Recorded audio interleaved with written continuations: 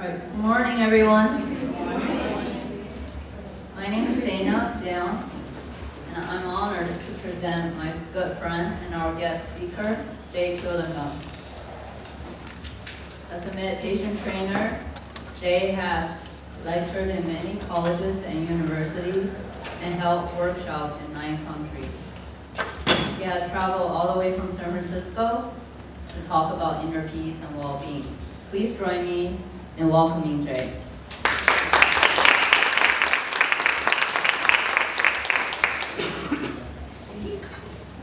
Good morning.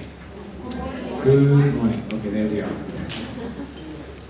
So thanks for joining this session on contentment. I see some familiar faces from the past sessions, so thank you for being here. So we're going to talk about contentment as something which is very fundamental to human existence. And the first question I have for you is, so what is your definition of enough? When do you think your desires will be fulfilled? So can you give me some sense of that? Winning the lottery. We're talking about that. Are you answering her question or you don't? You know what she just said? It will never happen. What else? Yeah. When will it be? Yeah. When my daughter is an adult and she's happy. When your daughter is an adult and she's happy, okay. Is your daughter here? Okay, I wonder what she will say. What else? It's never enough. It's never enough, Robert, okay? Yeah. Maybe just fulfilling your basic needs. Fulfilling your basic needs, such as, what is that? Own house, being able to feed yourself, being able to be happy in day-to-day life, that would be enough. Okay, so own a house. What about the pool behind the house and the Rolls Royce next to the house? No? No. Where the house is on top of the mountain by the beach? No? Okay. Yes, ma'am. It's all over. Yeah, you always want more. Yeah. You want a house, you don't want to improve your house. You have children, you don't want grandchildren, and you don't want more for your grandchildren. That's right, yeah. So are you just suggesting that after her daughter is happy, she'll want her granddaughters to be happy? Okay. Exactly. All right, okay.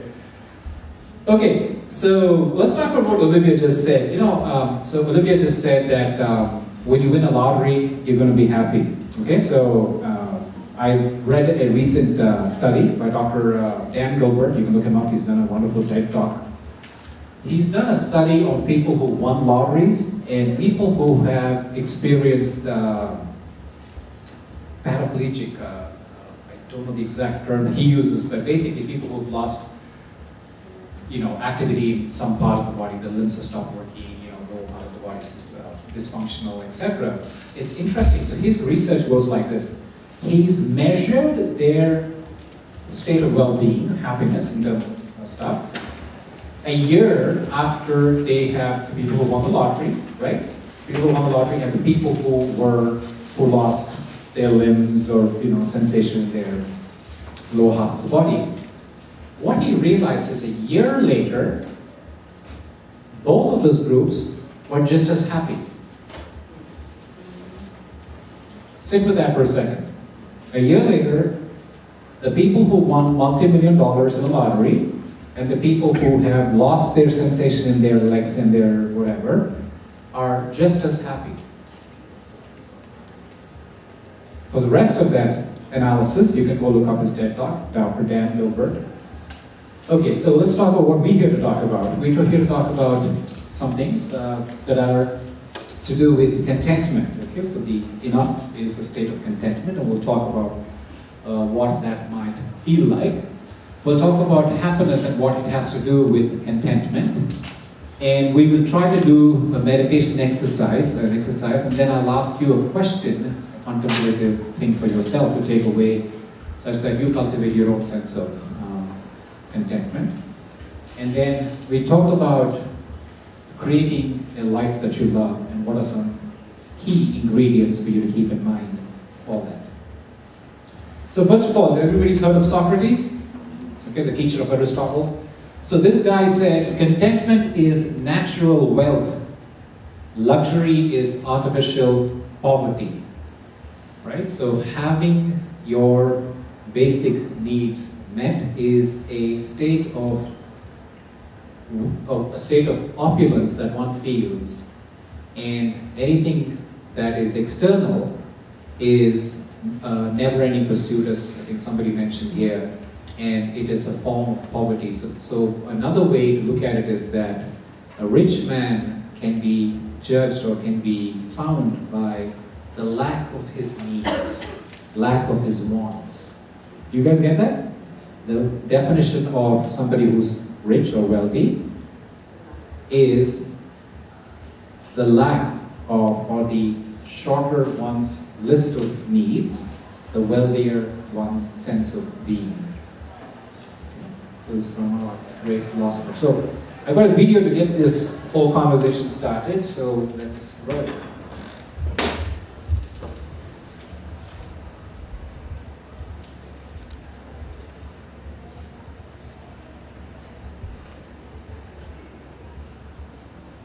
Those were simpler times, I think. I just feel like we may be going back to that, by the way. But in a way, good, because when I read things like the foundations of capitalism are shattering, I'm like, maybe we need that. Maybe we need some time where we're walking around with a donkey with pots playing on the sides. You think that would just bring us back to reality? Yeah, because everything is amazing right now, and nobody's happy. Like, in my lifetime, the changes in the world have been incredible. When I was a kid, we had a rotary phone. We had a phone that you had to stand next to, and you had to dial it. Yes. You realize how primitive, they're making sparks in a phone, and you actually would hate people with zeros in their numbers because it was more, like, oh, this guy's got 2 zeros. Screw that guy. Why do I want to... And then if they called and you weren't home, the phone would just ring lonely by itself. And then if you wanted money, you had to go in the bank. It was open for like 3 hours. You had to stay in line, write yourself a check like an idiot. And then when you ran out of money, you just go, well, I can't do any more things now. I can't do any more things. That's it, yeah. That was it. And even if you had a credit card, the guy would go, oh, and he'd bring out this whole chunk, and he'd write, Yes. you have to call the president to see if you have any money.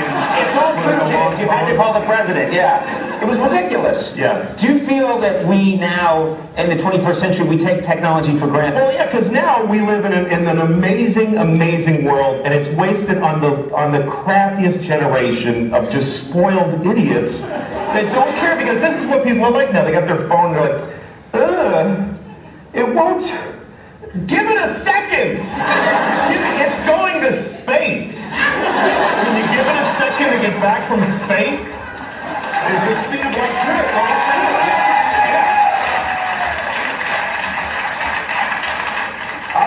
I was on an airplane and there was internet, high-speed internet on the airplane. That's the newest thing that I know exists. And I'm sitting on the plane and they go, open up your laptop, you can go on the internet. It's fast and I'm watching YouTube clips. I'm in an airplane. And then it breaks down. And they apologize, the internet's not working. The guy next to me goes, this is bull.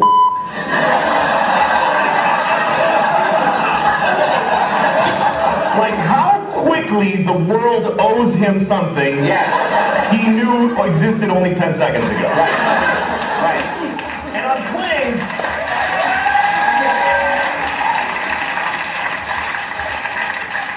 flying is the worst one because people come back from flights and they tell you their story. And it's like a horror story. They act like their flight was like a cattle car in the 40s in Germany. That's how bad they make it sound. Right. They're like, it was the worst day of my life. First of all, we didn't board for 20 minutes. And then we get on the plane and they made us sit there on the runway for 40 minutes. We had to sit there. Oh really, what happened next? Did you fly through the air incredibly like a bird? Did you partake in the miracle of human flight, you non-contributing zero? Why? You're flying! It's amazing! Everybody on every plane should just constantly be going, oh my God! Wow! Yes! You're flying! You're sitting in a chair in the sky. Yes. Yeah.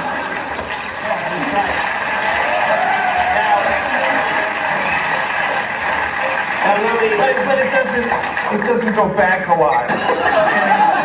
And it's never really, here's the thing. People they say there's delays on flights. Yeah. Delays, really? New York to California in 5 hours. That used to take 30 years. And a bunch of you would die on the way there and have a baby. You need a whole different group of people by the time you got there. Now you watch a movie and you take a dump in your home. Yeah, nicer way to say it than that, but yeah, No.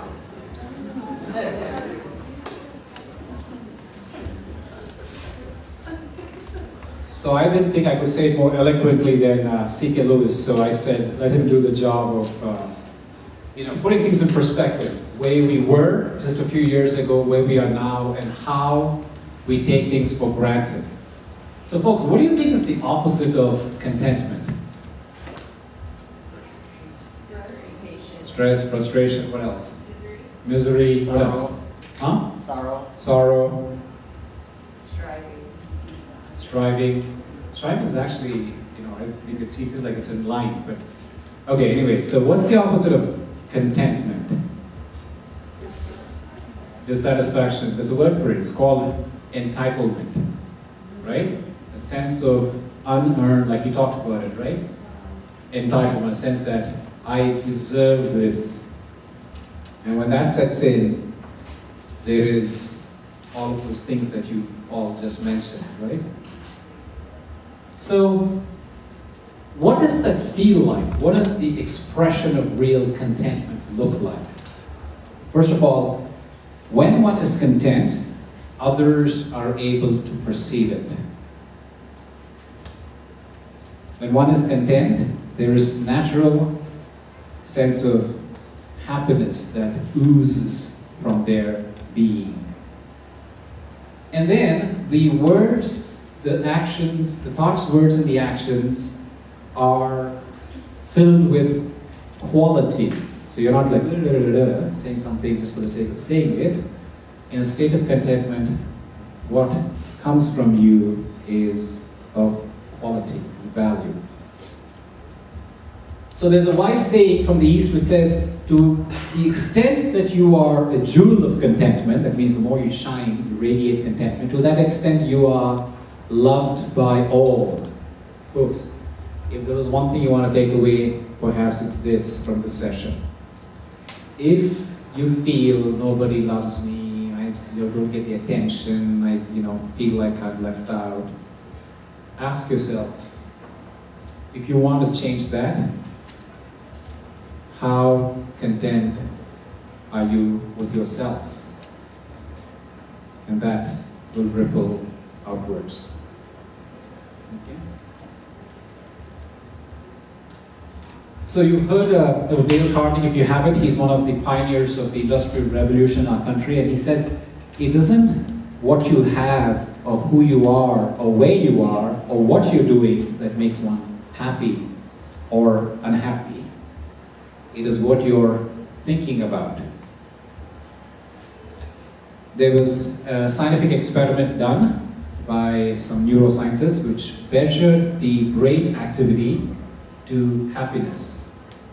So what these scientists found was that people who have, typically a human being, but nowadays in the last 15 years have been measuring a lot to do with the brain activity of a human being, they say an average man, human being, man, woman, has between 15,000 to 55, somewhere in that range of thoughts per day.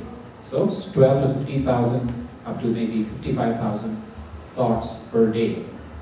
And what they say is that if you whittle that down to the per minute level, it is somewhere between the range of 5 to 25 thoughts per minute. So if you think about the rice farmer in China, chances are he's going to be somewhere with 5 thoughts per minute or below, simple person, simple human being. And then you think about a complicated stockbroker in New York, chances are he's going to have lots and lots of things racing through his mind. So 25 thoughts are great.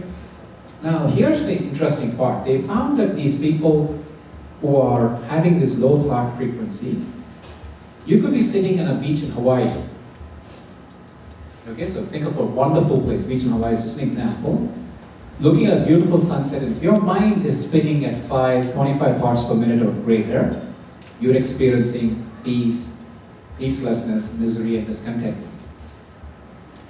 On the opposite side, if you could be sitting in a fish market in India, and if your mind is producing thoughts at 5 thoughts per minute or less, you're experiencing peace, contentment, and bliss.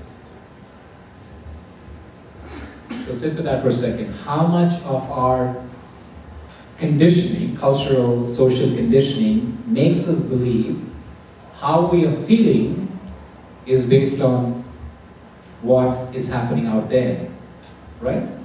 By and large, the world makes one believe, and one probably sold into that belief system, that what I'm feeling is a direct result of what is happening out there. So I say that the one mantra that you want to take away from this class is, the world, 99.9% of the world lives by the mantra, what's going on, so how do I feel? What's going on, so how do I feel? What I'm here to tell you is, how do I feel, therefore what's going on? Get that? How do I feel, therefore what's going on? So, that's what one of our elders has told us in these eloquent words. So I've got another video for you that talks about this raising and cultivating the sense of contentment.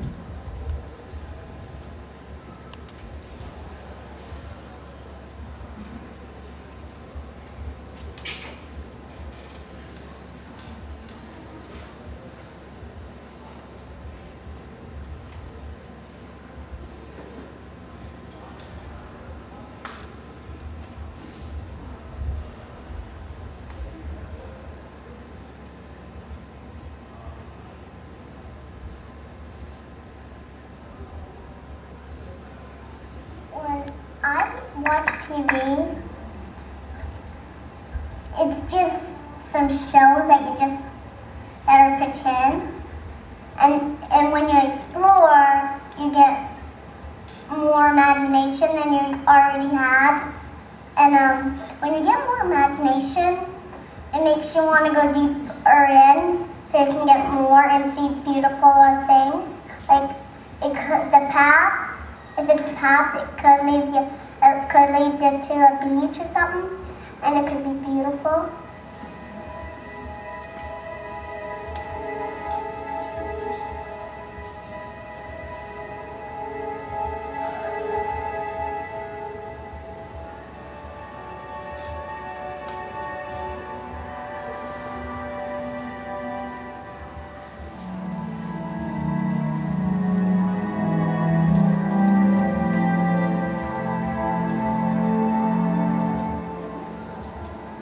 You think this is just another day in your life? It's not just another day, it's the one day that is given to you today. It's given to you. It's a gift. It's the only gift that you have right now, and the only appropriate response is gratefulness.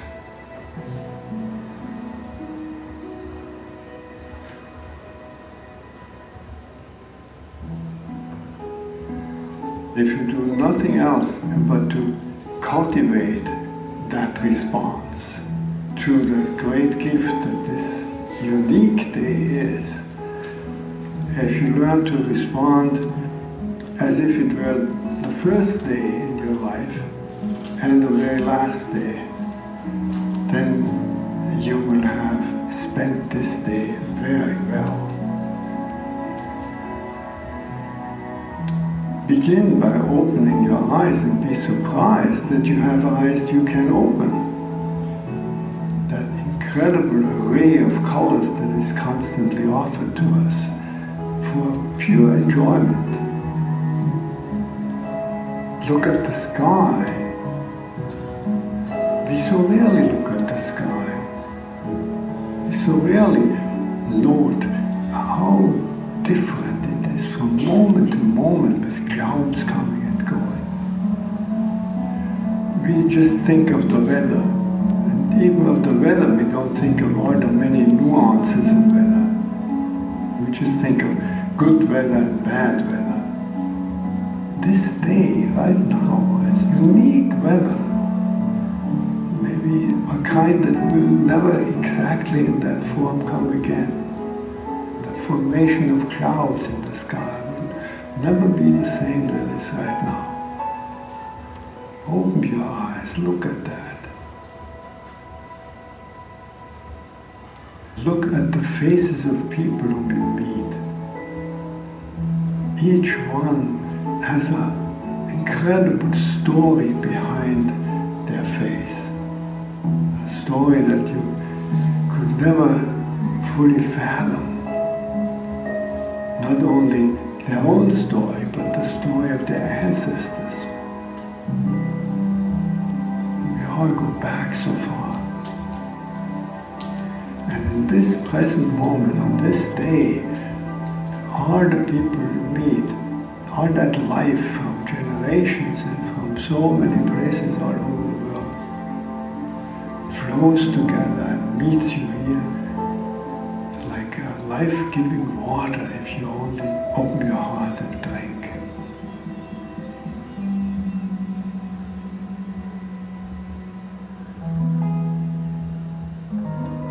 Open your heart to the incredible gifts that civilization gives to us. You flip a switch and there is electric light. You turn a faucet and there is warm water and cold water and drinkable water. It's a gift that millions and millions in the world will never experience. So these are just a few of an enormous number of gifts to which we can open your heart. And so I wish you that you will open your heart to all these blessings and let them flow through you, that everyone whom you will meet on this day will be blessed by you. Just by your eyes, by your smile, by your touch, just by your presence. Let the gratefulness overflow into blessing all around you. And then it will really be a good day.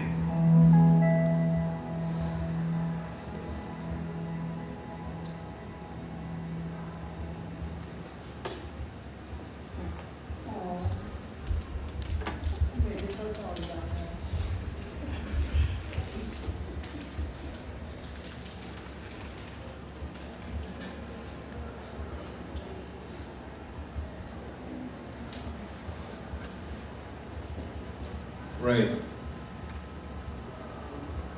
Yeah, you have a question? I don't know. That's a very interesting accent. No idea. Doesn't very soothing, right? Yeah. Right, so we talked about the connection between contentment and happiness, so let's talk about that now. So those of you who attended the previous session on happiness earlier this morning probably remember that the two vital components for true and authentic happiness are contentment and joy. And I use these words, undisturbable contentment and unbridled joy, as a state of something that contentment is, again, not something that's an external thing that happens because somebody gave me flowers or somebody bought me a gift or somebody said something nice. It's an internal job. And because it's internal, it's completely within my control on how much and how much of it and how long it persists. So for happiness to persist, contentment is the key. And so is joy. So let's talk about what this might look like.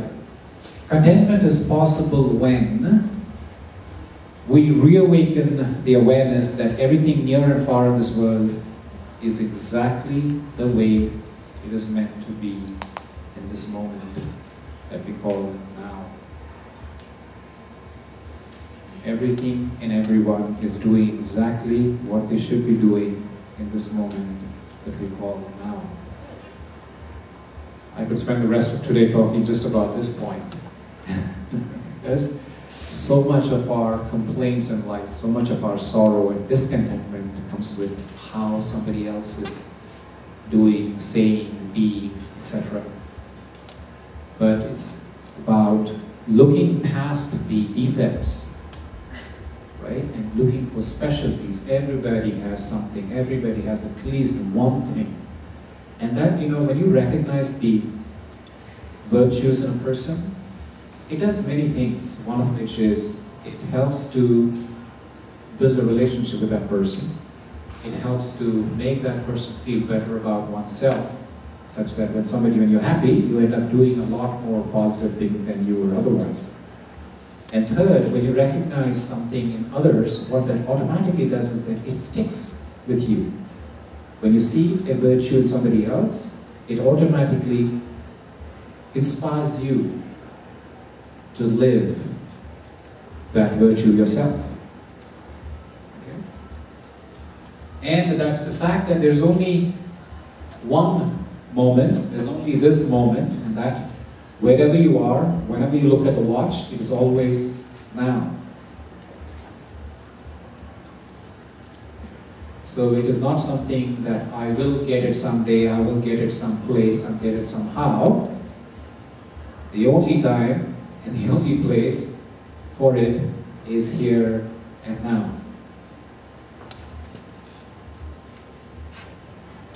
And you are able to, the state of contentment, you're able to accept everyone as they are in every situation.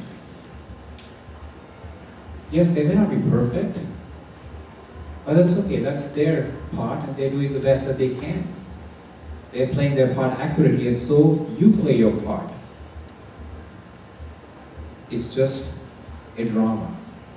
They play a part, I don't judge their part. We go to watch a movie, watch Batman. We don't blame the Joker for playing the Joker's part. The Joker's actually done an excellent job playing his part. I play my part. That's where my focus is. And then, in the state of contentment, we create actions aligned with what is true within ourselves, that we can make the most effective contribution to the world. In a state of contentment, I am aligned with my purpose, and all my actions are aligned with that deepest sense of my being on this earth. And when you feel that your purpose and your actions are aligned, you feel a natural state of what they call flow.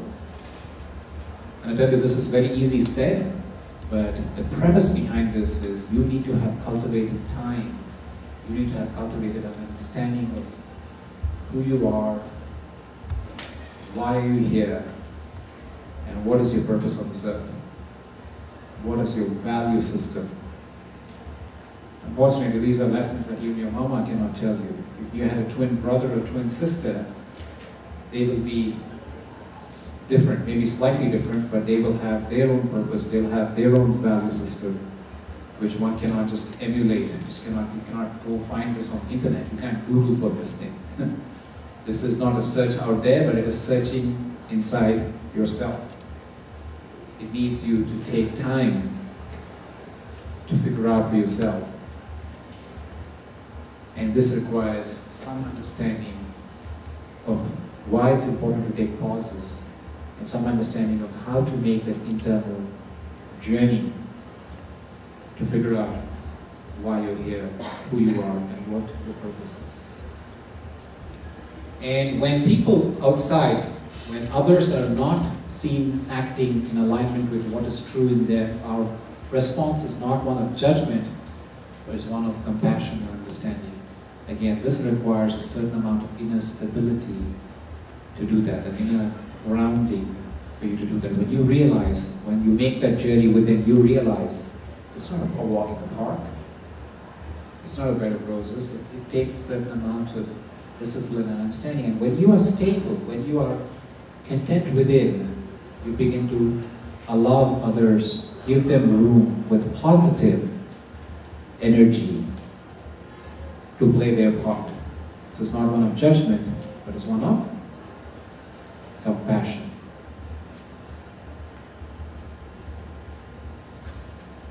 So let us actually have an exercise on that to make that journey within and try to realize what some of my core value systems are. So I'm going to sit here and lead you through this two-step exercise, and let us figure out for ourselves what our definition and feeling of contentment looks like. So first I ask you to sit with your feet flat on the ground, back straight, arms rested, eyes open or closed, doesn't matter. I ask you to start by taking deep, comfortable breaths. Breathing and observe the air as it's going in, and not just filling the lungs, but it's going into your stomach. Just like when a baby is sleeping very peacefully, you notice that its stomach is what rises and falls on its chest. So observe this breath as you're breathing deep into your lungs. And when you breathe deep like this, you automatically tend to relax the body.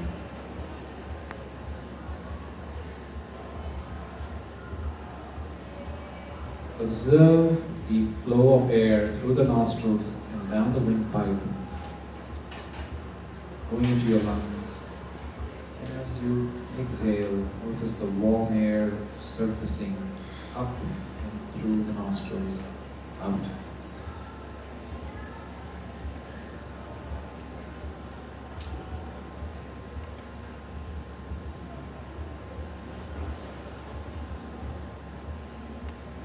Now turn your attention to that inflection point where the air from going up in the nostrils turns around and goes down the wind passage towards the lungs. That place where the air turns around,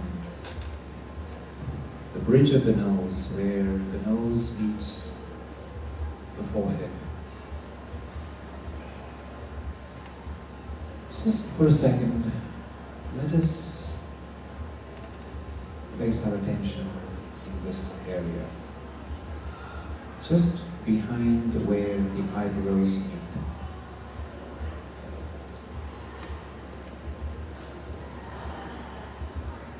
This is the center of consciousness in this body.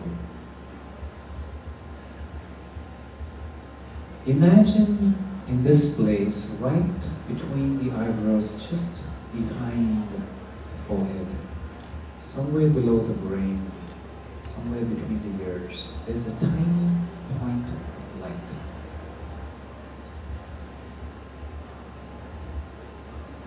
A light that shines inside of the head, lighting up that internal space.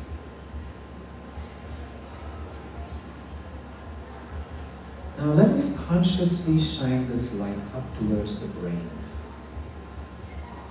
filling and surrounding the brain with white light.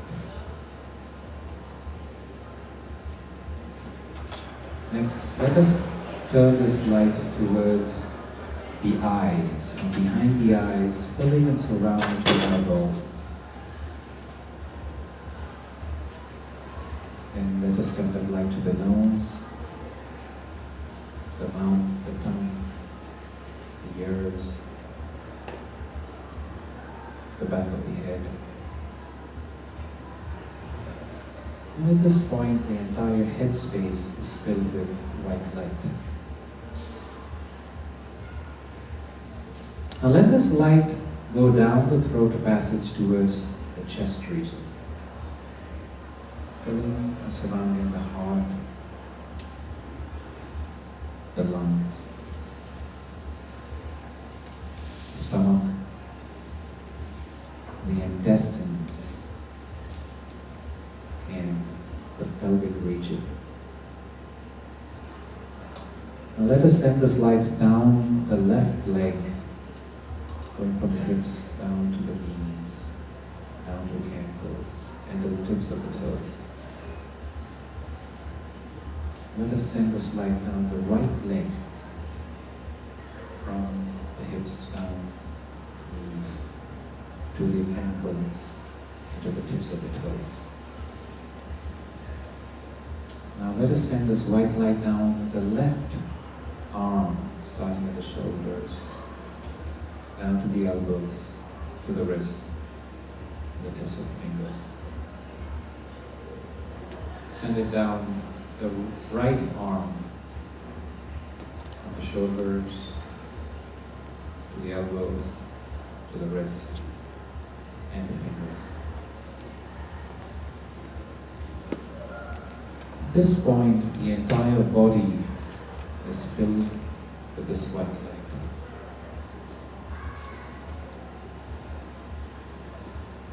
Imagine this light glows from within, about 6 inches outside the body, in all directions, front, back, sides, top, and below.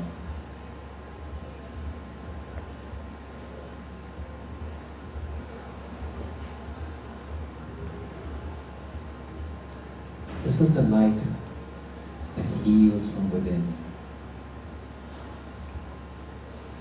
This is the light that provides a shield of protection from external harm.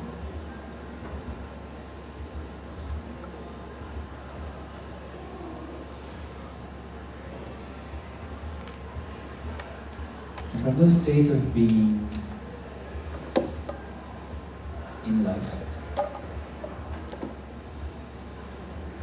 I imagine what it feels like if I had lost everything that I ever had. Everything that I had in my life. And then slowly got them back, one after the other.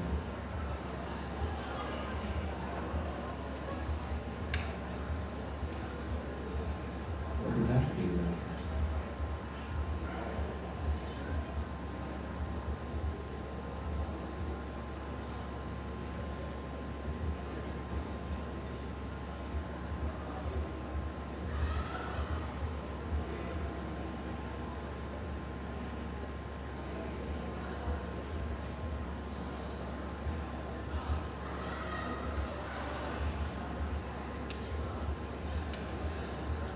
Thank you.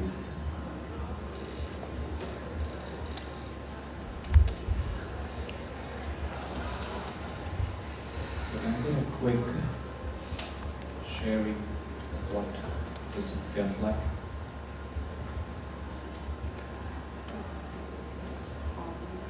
Calming. Mm-hmm. Yeah. I wouldn't want it to stop. I wanted to stop. That's nice. What else?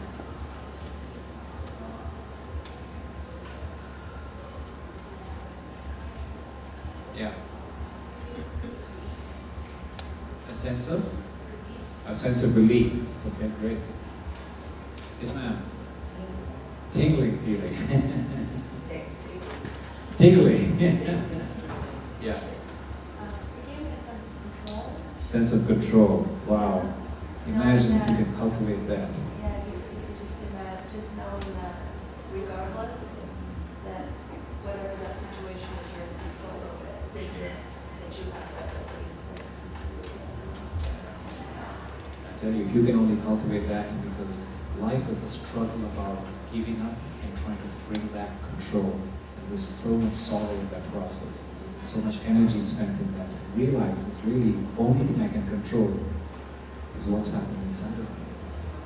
Thank you. Anything else? Yes, ma'am. Sense of relaxation. Sense of realize or relaxation? Relaxation. Realization. Great. What else? Okay, that's a pretty good list.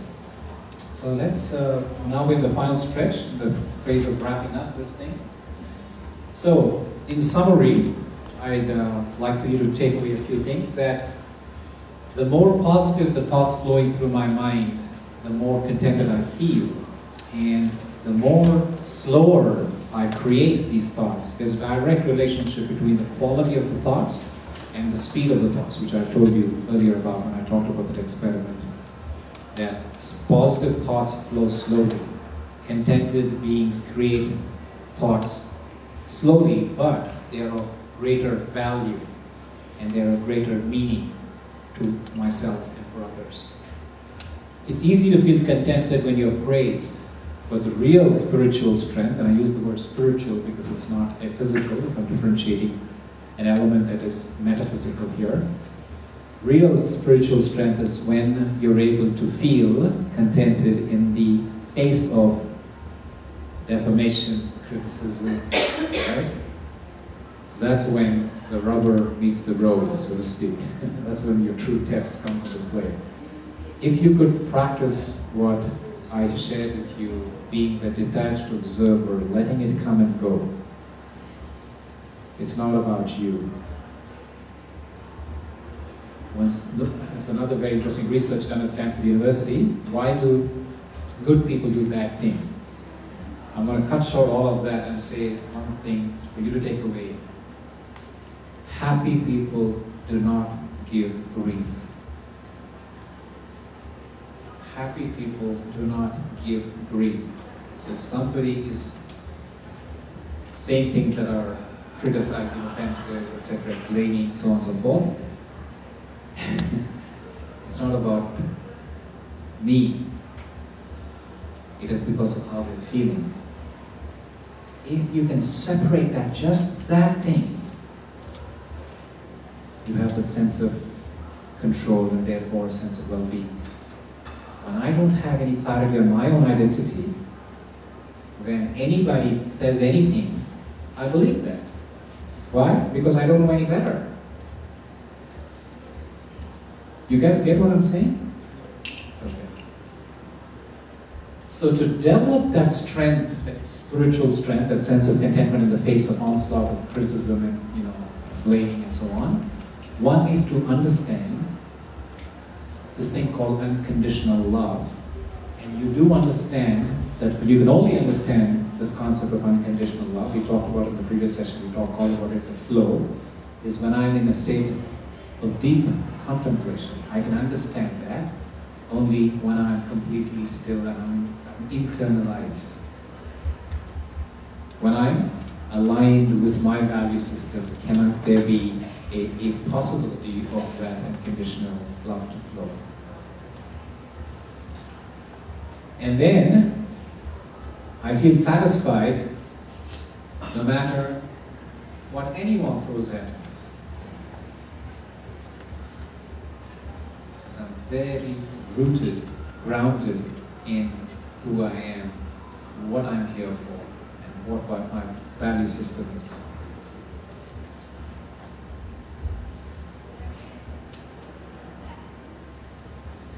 If you want to create a life you love, here are some pointers. Understand, we call it contemplation. If you already have a meditation practice, great. I understand from Olivia that there will be a meditation session here starting pretty soon, April 3rd to May 1st. You get a credit for it as well, 6 to 8:45 p.m., very convenient. There's a lady called Carol apparently who's going to be teaching that. Great, so that's a good way. Plenty of online resources. Here's a website that has lots and lots of good guided material, online material, videos, audios, tips and tricks to learn meditation. LearnMeditationOnline.org. Make time to be grateful for what you have. If you take away that last exercise, that question that I put up there, imagine what it would be like if you lost everything that you have now. What would you be most grateful to have back in your life that you already have now? That video was beautiful. If you have water that's running, you have a light switch that works and you turn it on, if you have a roof over your head, if you have a safe space you're living in, you probably fall in the top 1% of this world's population, folks. Do you realize that? So think about what you've got and stop worrying about what you don't have. I leave you with another thing that Where the attention goes, energy flows. Where your attention goes, energy flows, and where your energy flows, that will grow. If all of your time is about kicking and screaming and complaining and bickering about stuff that's not going well in your life, guess what? You're giving that energy. And that's what's going to manifest. So this point that I have, number 3 there, very important. Can you repeat this, what you just said? The attention flows. Where your attention flows, where your attention goes, energy flows.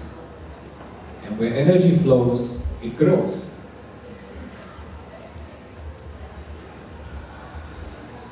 Spend time with like-minded people.